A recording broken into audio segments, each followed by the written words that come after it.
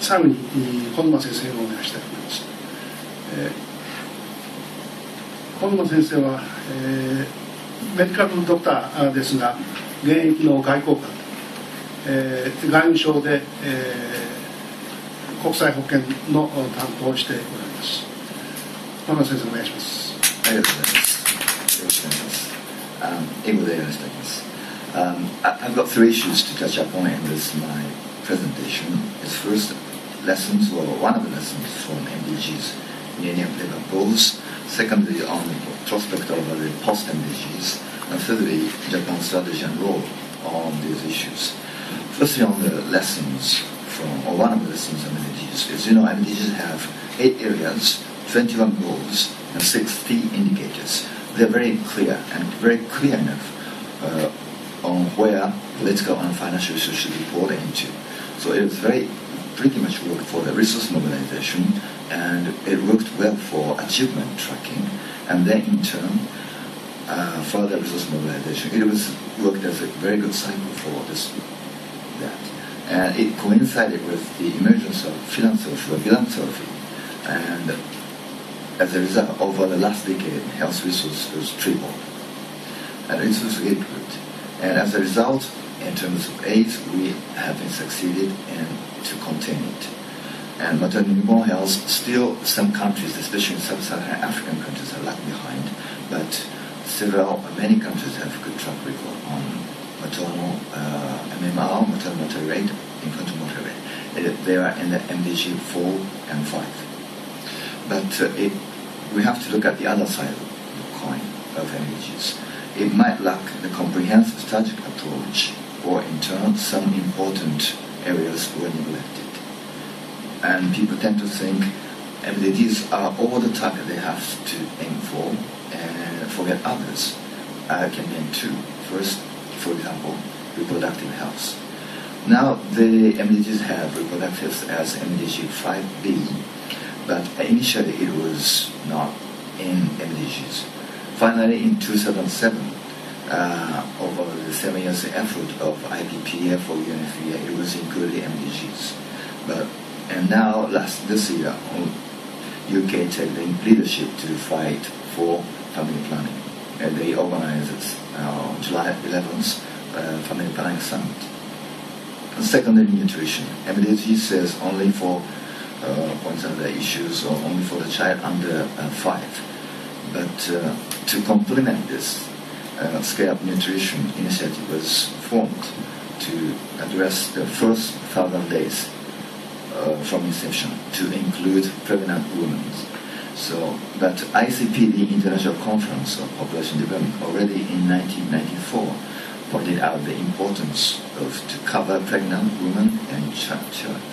So one of the lessons we have drawn is that we have to set a clear target, but we have to be very strategic and comprehensive, and even determined to tackle socially or culturally very difficult issues such as reproductive health.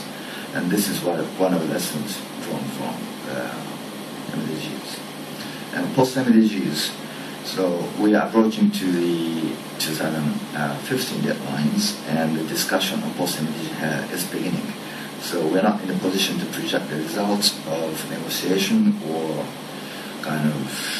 but what we can say is that we have to, based on the lessons learned from MDGs, and the current situation needs us to be so. That is emergence, or more precisely, emerging recognition of the importance of NCDs, non-communicable diseases. NCDs were leading reasons for deaths. Approximately it reached 36 million deaths, compared to 1.8 million by HIV and AIDS. Even in Africa, 2.86 million of deaths by NCDs, compared to 1.2 million from HIV AIDS. It might not fair to compare group of diseases to a single disease, but with the economic growth, especially in Africa, we can see an average of 5% economic growth. The society or countries are changing, and NCD will be more and more important. So again, this background, UN Secretary General Ban held the high-level meeting for NCDs, where more than 130 heads of states gathered, and they decided and committed to tackle the issue of NCDs. So, in other words, we have to tackle not political health burden, but real health burdens. This is a kind of international trend over this. So, what we should do for post-MDGs, we have to continue to tackle unfinished business of MDGs. We have still left behind on MDG 4 and 5, and we have to tackle emerging business. This is what we have to do for post-op MDGs. And in terms of assistance, we have to think of bridge current approach on MDGs, including infectious diseases or maternal newborn health, to next approach. It might be in order to respond to a wide variety of diseases, maybe by integrating vertical program into primary healthcare system. And this is one of the core elements of health system strengthening toward universal health coverage. And already there is a diplomatic initiative for universal health coverage that is driven by the Global Health and Foreign Policy Initiative, which this initiative is led by Norway, France, Thailand, Indonesia, South Africa, and Senegal. And they're trying to table the resolution of universal health coverage to mainstream universal health coverage for the main theme for post-MDGs. Already several initiatives have been taken. So finally, Japan's strategy of MDGs and post-MDGs. First, we have to, on the resource, we have to continue to do a lot of work for MDGs. So Japan has already committed more than $5 billion over 5 years in 2010, including water, sanitation, education, and maternal newborn health. So we have to steadily implement this commitment.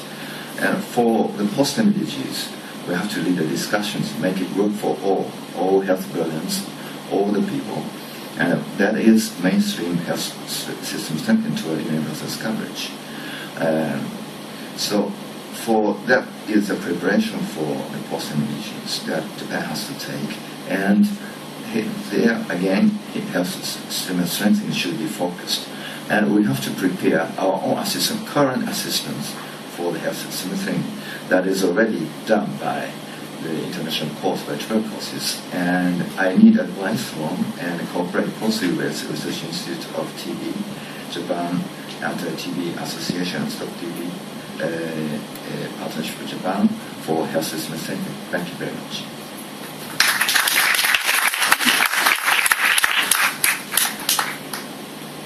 小野先生ありがとうございました。これで全部のシンポジウムスピーカーの発言が終わりましたので、スピーカーの先生方は前の席に移動してください。これから質疑応答討論を始めたいと思います。時間が約20分ですか、25分残っていますので、その間でやりたいと思います。まず最初にそれぞれのスピーカーにご質問あるいはスピーカーに対するコメントをいただきたいと思います。フロアから挙手をして発言をしてください。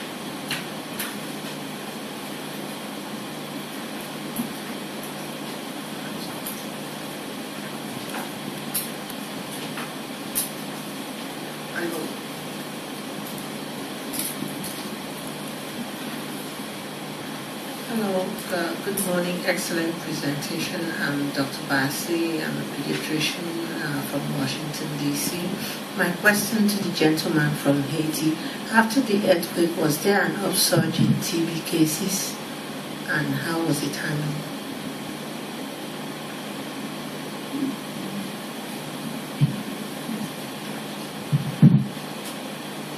If I understand you, I think we have every year about 1,500 TB cases. But the problem is the same as in my presentation. We have not the means to diagnose TB in children. We don't have a X-ray, we don't have a culture, and people doing in the TB health center, they are not a physician, not nurses. There's someone we train for doing smear, and he treats people only if the smear is positive. So we have a deficit in this field. So we don't know how much is the problem for children. Basically, a big problem for us.